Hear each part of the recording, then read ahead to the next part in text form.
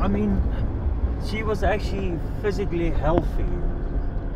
You know, mentally she was very healthy, but it's because of her arthritis her legs moved in.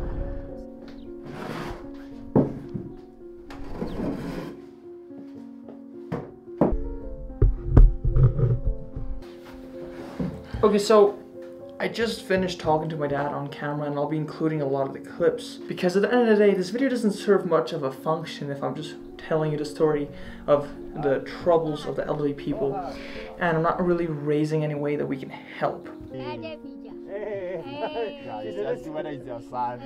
So at the end of the day, my dad does run Africa for Jesus Lesotho, and they've had a project within Africa for Jesus Lesotho for a really long time now where they focus specifically on the elderly people. The majority of the elderly people are sleeping, and some living 24/7, 365 in a dark corner on a worn out mattress with very little food, very little insulation. They have almost no health care. One of the things that happened one time that really shook me was we were in a village, actually the village we were in today, where we filmed the two elderly women. There was always this shack in the corner, and no one had ever assumed that someone stays in there, at least no one from the outside. I'm very sure the local villagers knew. And it turned out there was an elderly woman staying in that shack, and from what I recall, she was using the same one-room enclosure as her restroom, her sleeping space, and cooking space. And that's not healthy. And the door had been propped up, and there was no natural light coming in, nothing. Very, very poor living environment. And there's worse stories in that front. You've encountered people that have arthritis in their back to the degree where she had been bent over with her face where her ankles are. Yes, and the only movement that she can done, you know, is like when it is on her legs, it's like just turning the head, and that is, you know, the only movement. I'm not entirely able to articulate the severity of the problem, but it comes down to this.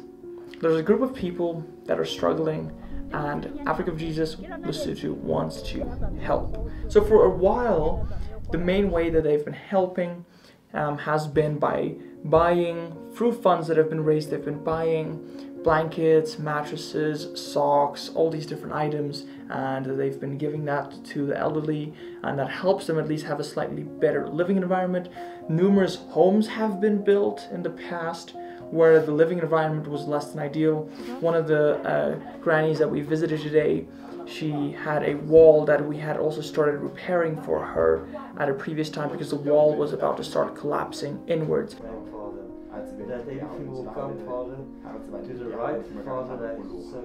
So talking to my dad, it really seems that the next step and the next big need that Africa for Jesus Lesotho has in order to better serve the elderly group in Lesotho is a professional healthcare worker. Ideally, they want this to be a local individual who understands the culture and can speak sovereign Sesotho. And obviously that means funds have to be raised.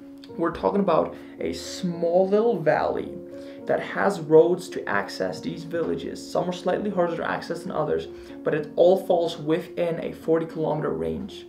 It is not unrealistic to reach this area with a off-road vehicle and go give medical assistance. If you like this cause, and I know a lot of people that watch my channel already anyway know Africa for Jesus, they know me through Africa for Jesus, and I'm making this video from my perspective, but I know a lot of you guys already do support and love our ministry. This is the next goal, this is the next step. Anyway guys, I know this is a much heavier video. Please check all the links in the description below. I'm going to link to Africa for Jesus if you want to go support the ministry and the cause that they're fighting for. Okay, I'll see you guys soon.